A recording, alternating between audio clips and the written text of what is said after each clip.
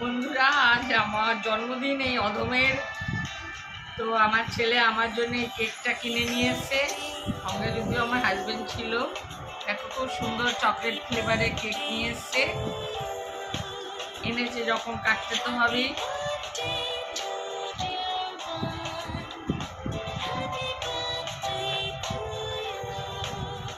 প্রথমে আমার ছেলেকে খাওয়াই,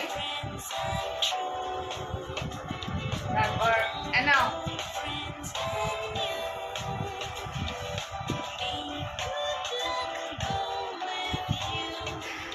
এরপরে তো উচিত আমার মা বাবাকে খাওয়ানো, কিন্তু আমার মা বাবা তো আর এখানে নেই।